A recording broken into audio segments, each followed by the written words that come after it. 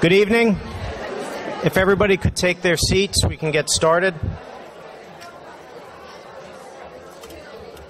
Look at that.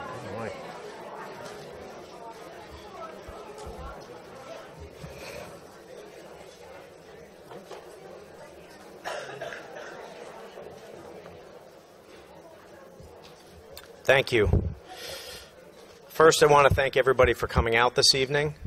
I apologize for the fact that you have to be here. The reason why you're here, as you all know, is a very dire situation with the St. Joe's pension, of which you are all impacted by that, and I apologize for that.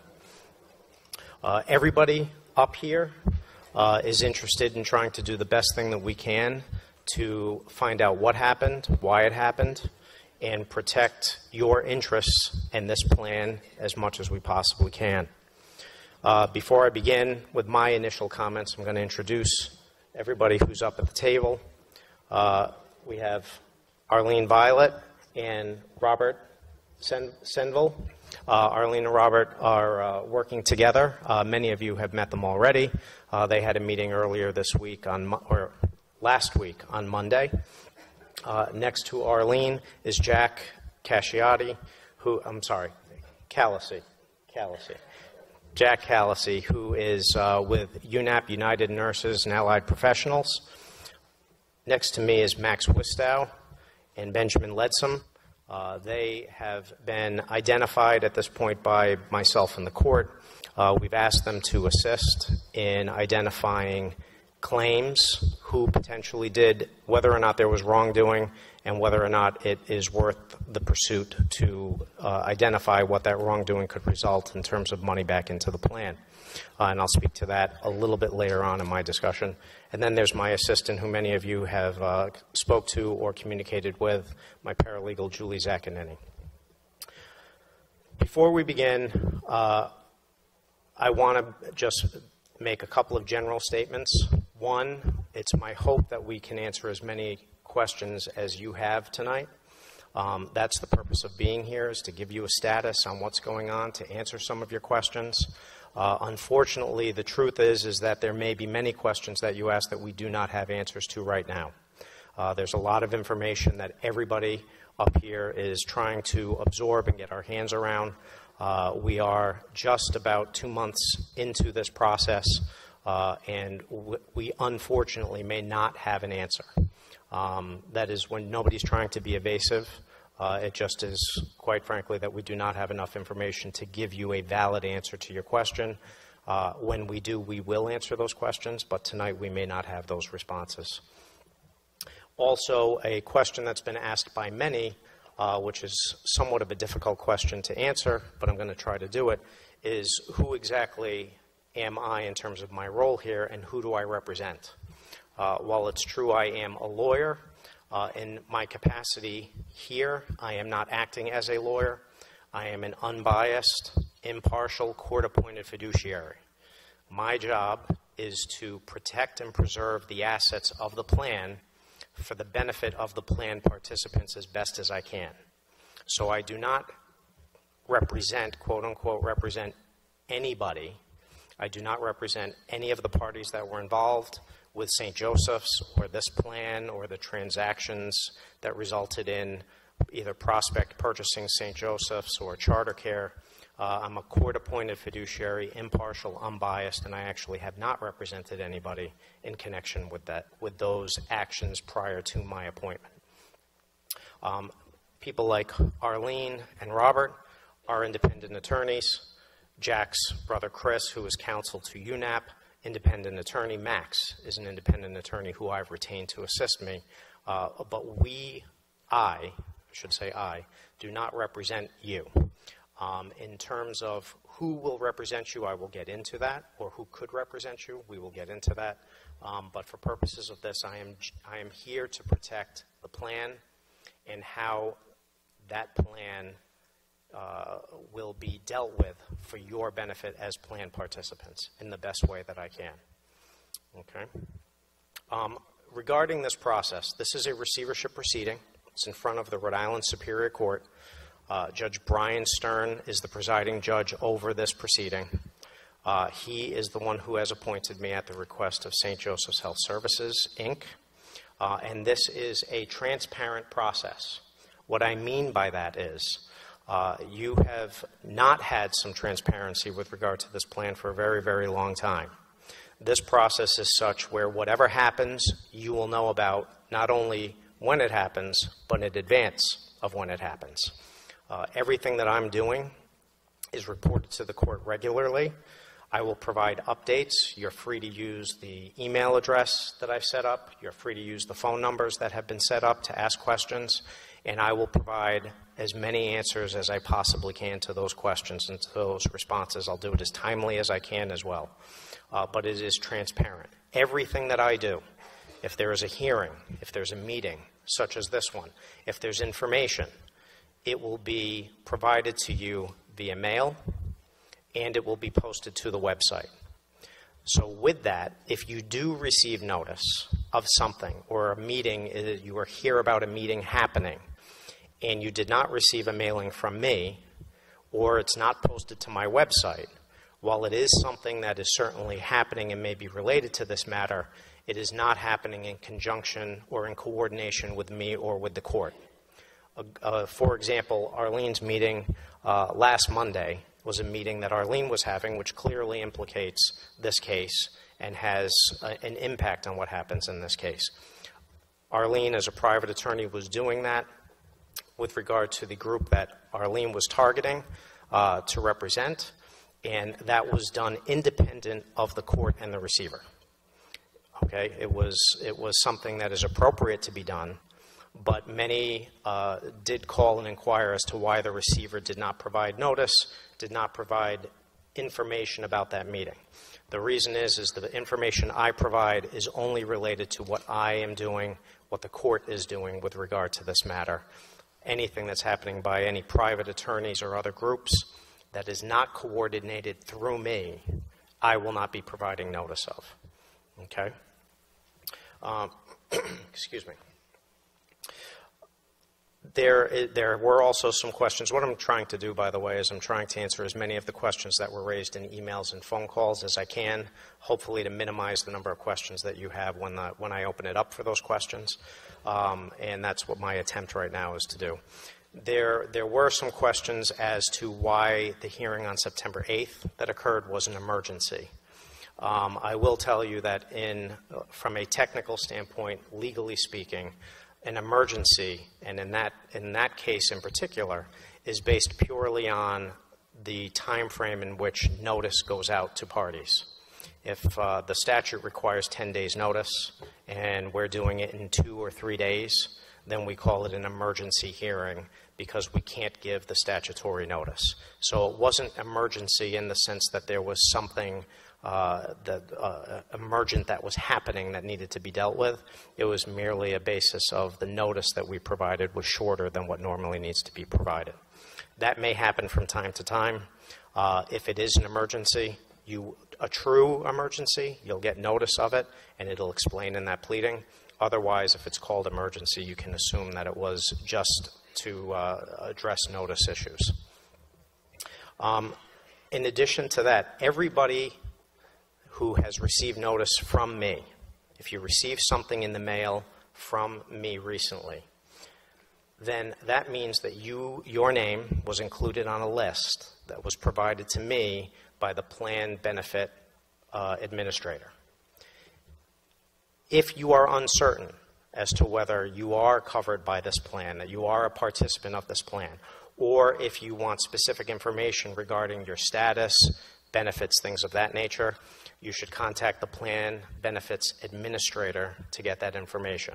If you think that you should not be on that list, contact the plan benefits administrator and speak to them, and they can explain to you why you were included on the list for me. With regard to benefits, that's something that I know everybody here wants to know about.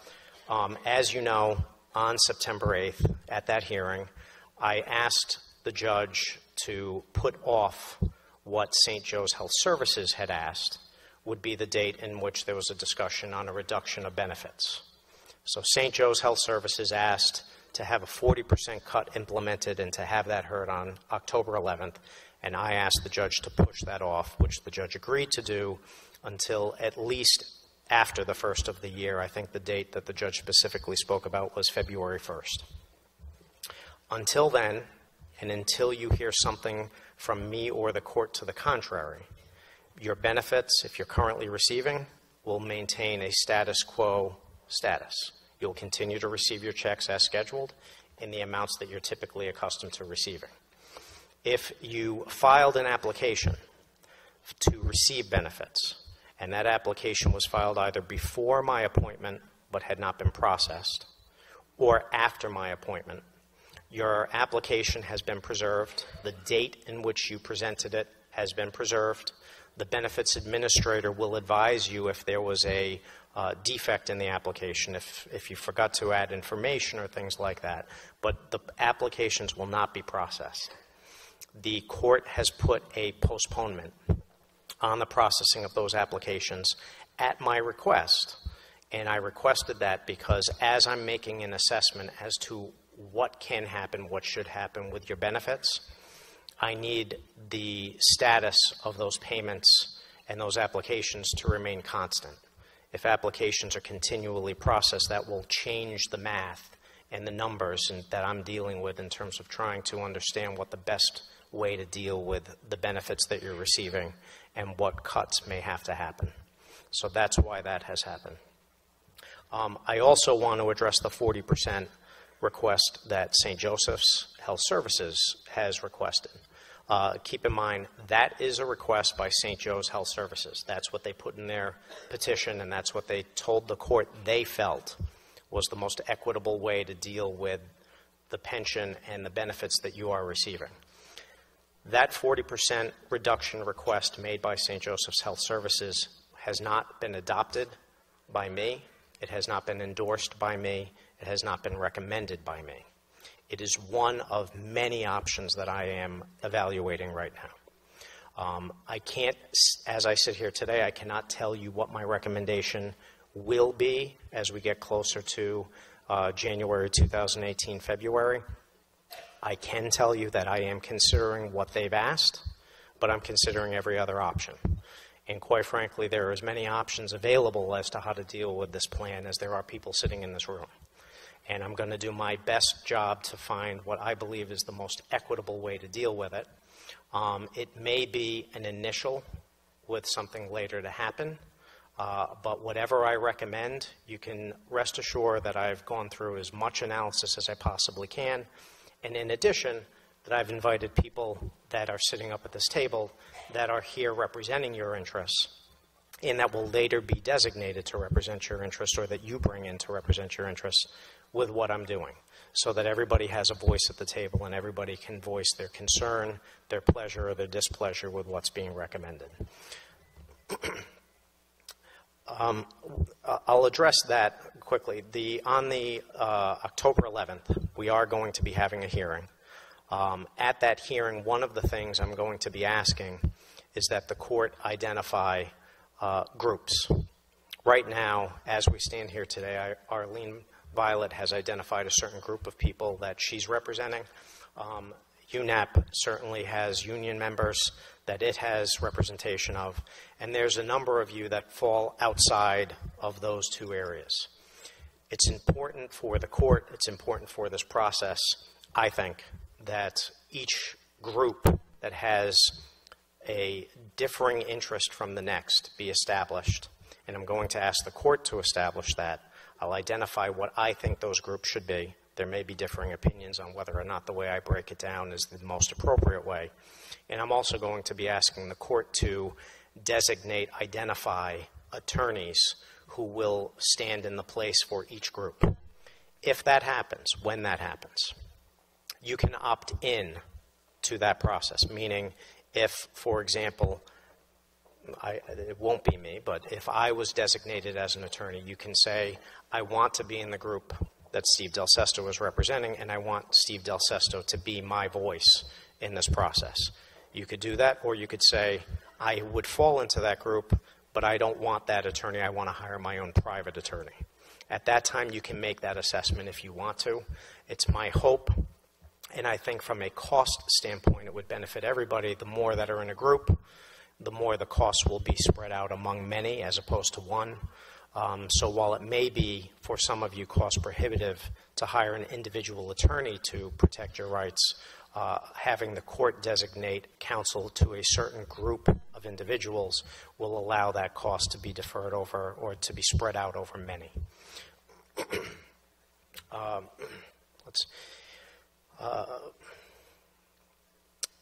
There is a question, or there has been a question regarding termination of the plan versus a wind down of the plan. Again, similar to the 40% cut that St. Joe's Health Services recommended. St. Joe's Health Services recommended that there be a long-term wind down of the plan. What I believe, although I don't know because I don't represent St. Joe's and I can't get into the minds of the attorneys that filed the petition, what I believe they meant by that is they wanted a receiver to take control of these assets and to manage these assets in the same way that the plan was being managed prior to, but with the idea of protecting it for the benefit of everybody over several decades of time. That would be a long-term wind down. Another option would be termination of the plan, which is to just close the plan down, terminate it as of today, liquidate the investments, and do a distribution of the funds that are currently in the plan under a scheme of that either the plan sets forth or the law requires.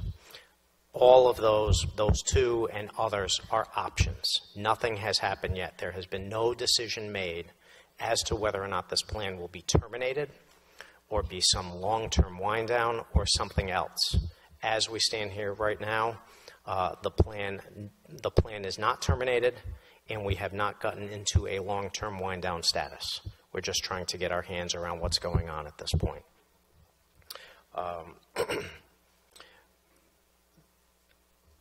I'm going to now just quickly address claims. And what I mean by that when I talk about claims that the plan has, claims that you may have. It's very difficult right now to identify what claims are out there and who actually holds the right to those claims. And what I mean by claims is I mean holding those people or groups responsible for what happened and pursuing if there is a group that's identified as being responsible for what happened. As I've stated earlier, the court and I have asked Max Wistow and his office to assist in identifying who may have done something wrong, if anybody, what they did wrong, and if we can collect funds from those parties which can go into the plan and benefit you. We are in the process of evaluating that. Max has not, at this point, and his office have not been formally engaged. I am evaluating the terms of that. We are discussing that. While we're doing that, we are looking at the prudence of pursuing these claims. But it's too early right now to identify what claims there are, who they could be against, and more importantly, whether or not it's going to result in money into the plan. Just because we identify a claim and a person or group doesn't mean that it will be prudent to pursue that. Because if it's not going to result in money that goes into the plan which can benefit you, it's not worth it to pursue it in this case. There may also be claims that we identify that I cannot bring as receiver, but that you may be able to bring as participants. That will be for independent counsel that have been identified to make that determination once those claims, if there are any, are identified. I believe that is the summary of my introduction of the comments that I wanted to make, and I think that covers a lot of what many of you had asked and were concerned about and were wondering the answer to. Before I open up the room to questions, I'd ask if Arlene or Jack or Max want to say anything, and then I'll open it up to questions from anybody.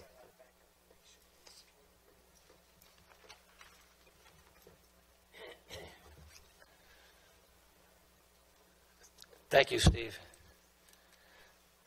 My name is Jack Hallisey, and I work for the union. I'm very proud to be working with a committee composed of many of you to bring public awareness to this issue and to build public support for our issue. Now, our public issue is very simple. A promise was made. A promise was made for loyal service that you would get your pension. The promise was not that you would get 30% of your pension. The promise was not that you would get 40% of the pension. The promise was that you provide loyal service and you get your pension. Now raise your hand when you were working if you provided 40% service. How many of you came to work 80% of the time or did half of a job? So our public position has to be, you earned it, a promise was made, and we're going to hold the people who are responsible, we're going to hold their feet to the fire to make them keep their promise.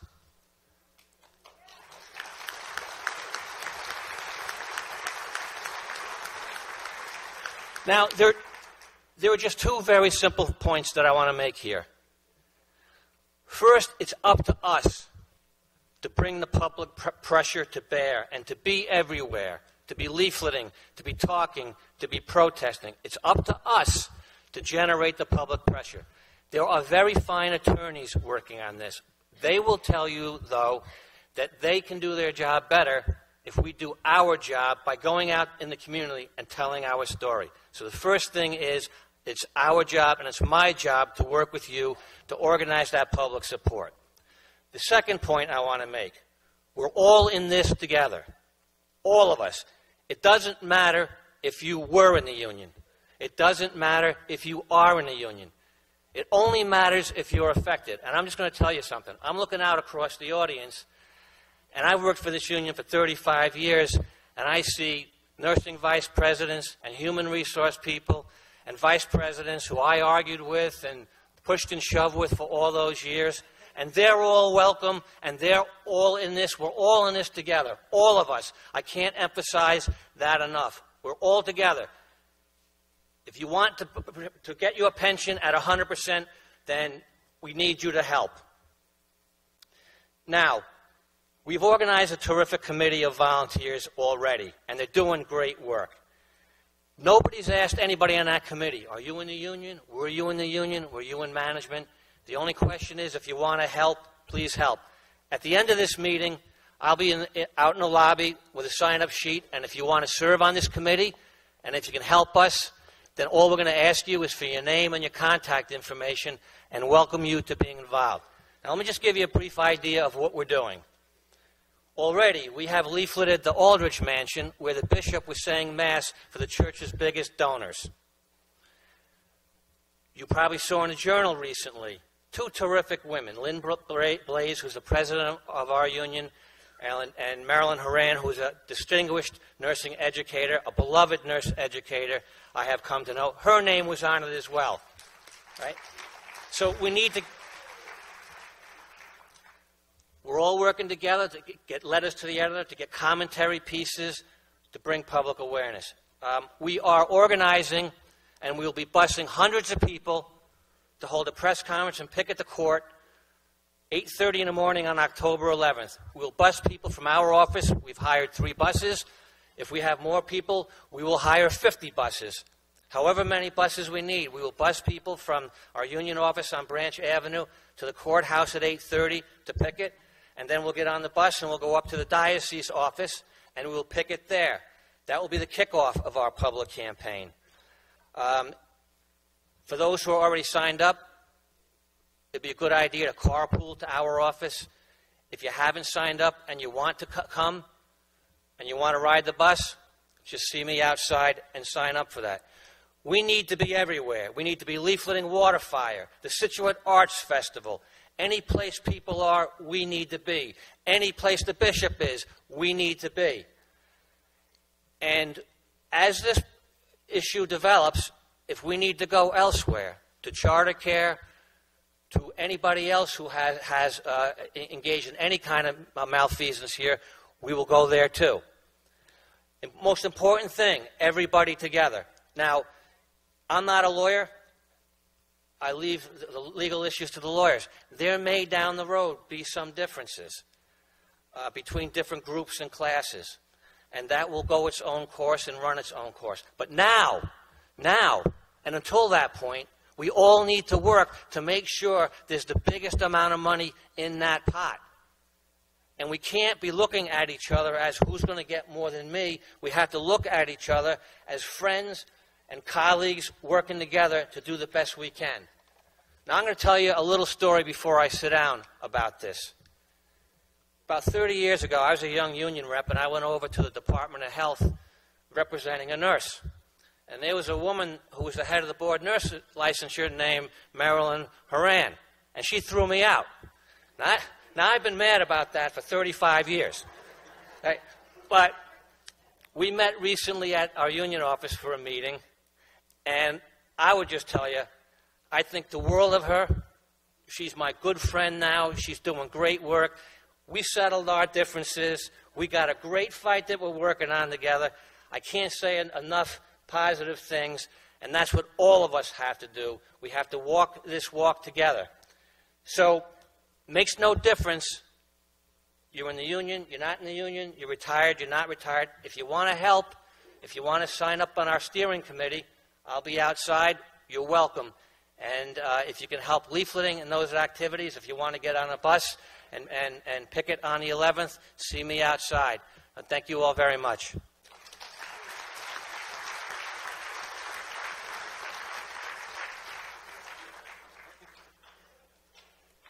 I would just like to underscore what Jack said. We are all in this together. And it is critically important that if you can show up for any of the types of job actions, as it were, that you all work together.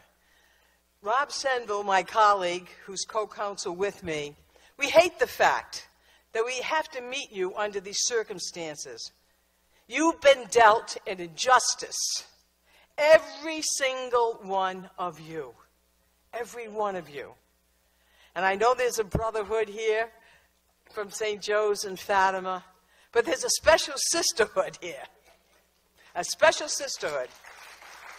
And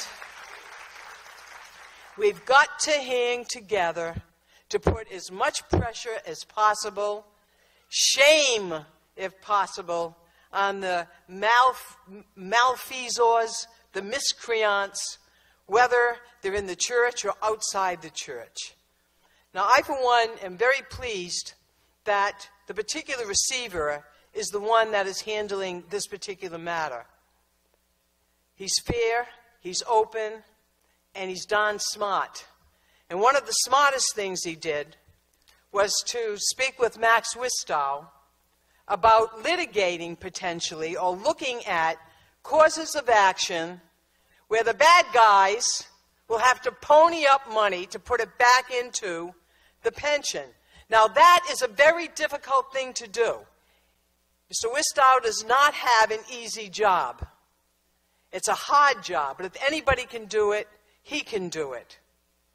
And what I want to say to you is, my fervent prayer is that he would get 100% recoupment back into this pension of yours so that everybody would be made whole. But in the event that not everyone is made whole, the reason why attorneys like Rob Senville and I do pro bono work, which means instead of $350 an hour, our rate is $0, we do it for free, is that we have a responsibility, all lawyers do, but we take pro bono very seriously. And the whole concept there is to represent people who cannot afford attorneys and who will suffer undue hardship if their rights are not vindicated. And as we looked at this picture, while recognizing the injustice to all, as pro bono lawyers, we have to look at disparate impact. I'll give you an example. Today, a 99-year-old nurse, LPN, worked 50 years there, gets $209 St. Joseph's pension. 99 years old.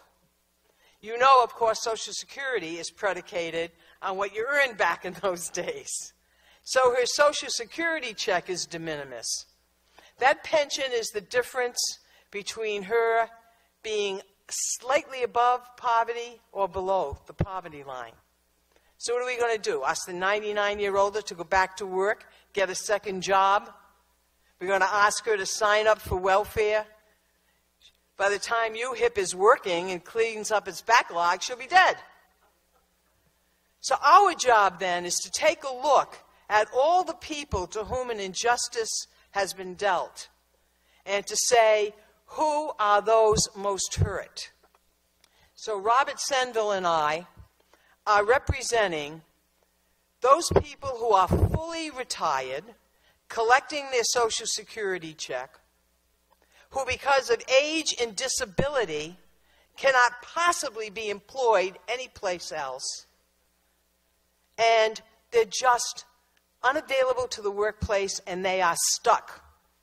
They are unable to supplement their trust that's been broken now. There's no way for them to get unstuck because of that age and disability. So hopefully we never will have to come up with that group. I hope there will be enough money to rectify this situation for everyone. But as the receiver mentioned, there have to be various groups because some people are situated differently. Some people are employed, they're young, they have a union to work for them, they have health care, they have everything in the sense of the ability to negotiate new rates of pay, etc. And as what I've seen from people in the group Rob and I are representing, the highest anybody ever got paid was $11 an hour as a nurse. So you can imagine then that they are on the cusp of being able to slip below in their last years into a terrible existence, or we can maintain the status quo. So respectfully, I submit to you that I am heartbroken this has happened to you. But our job, we have to represent people who have no other place to go. And we do so on the basis of undue hardship if it comes to that. You don't need, at this point, to elect an in or out with Rob and me. As the receiver mentioned, he will be presenting to the court on October 11th what he thinks the categories ought to be. And the court may or may not agree with that. But if the court does agree with that, at that point, you will be asked to evaluate whether you would opt in or opt out for Rob and I to represent you pro bono. So in closing, let me say that for now, our group is wholly retired, collecting Social Security so you can't bump it up anymore, disabled, and because of age or disability, this would be an undue hardship on you because you can't be employed and you would slip below the poverty line or the near poverty line. This is the last thing. Whatever that cut may or may not be, if we don't get all this money back into the pot, whatever it may be, our argument would be that there should be a sliding scale because not all people are created equal in their ability to rebound from this horror. And that would be what we would be arguing if it comes to that. So I hope we have explained. Rob, do you want anything to add? You all set? Okay. And thank you, ladies and gentlemen.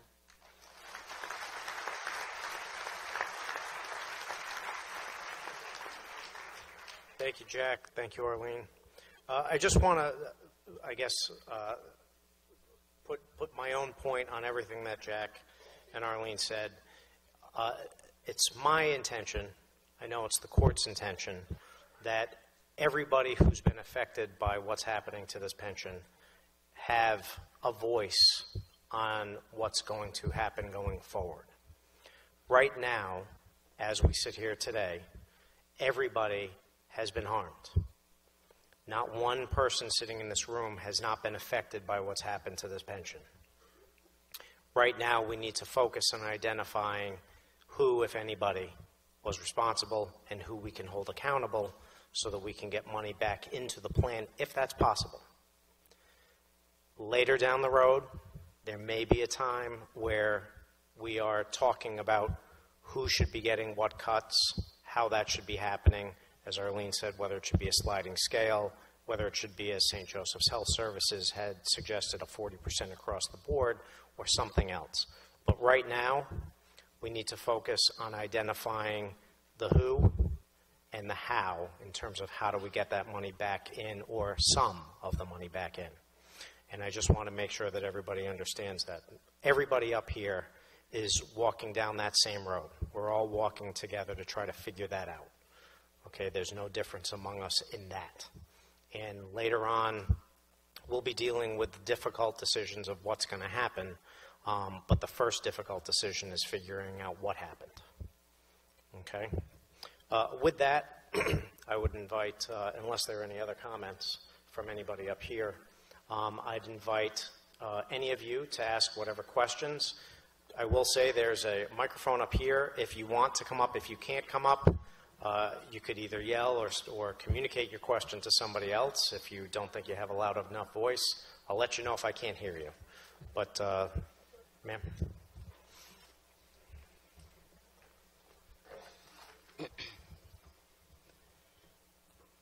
Hello?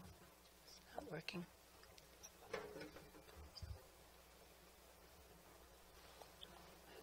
Yep. Is it working? Yes. Okay.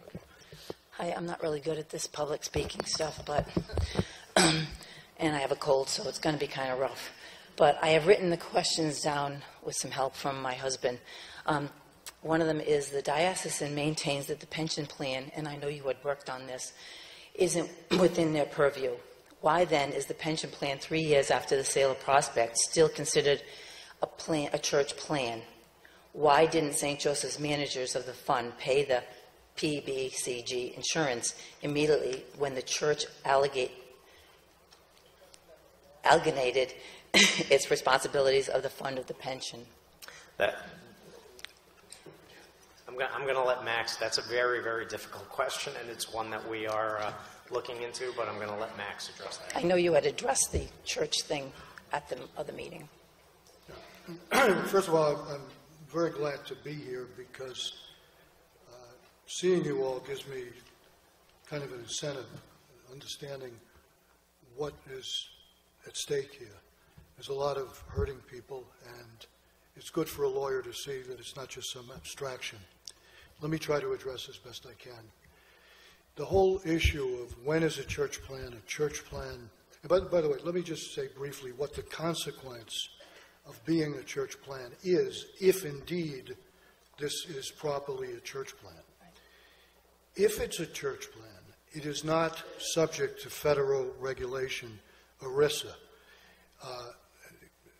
ERISA plans, there are requirements for annual contributions, annual disclosures, all kinds of protections, including, not the least, insurance by the Pension Benefit Guarantee Corporation, which comes in and takes over failed pensions. If this is in fact a church plan throughout, then it doesn't get the benefit of all of those things.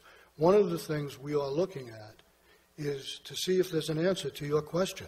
Is this really a church plan? And it is not such a simple thing. As recently as June 5th, the United States Supreme Court came down with a decision where the circuit courts, the intermediate appeals courts, were in dispute about when is a church plan. The U.S. Supreme Court came down with a decision that clarified somewhat the issues, but it's still very much open. So that is one of the things we're going to be looking at. I hope that answers the question. It's the best I can do. Well, it's the best you can do right now. Right. But it's convenient that this happened after the June time. So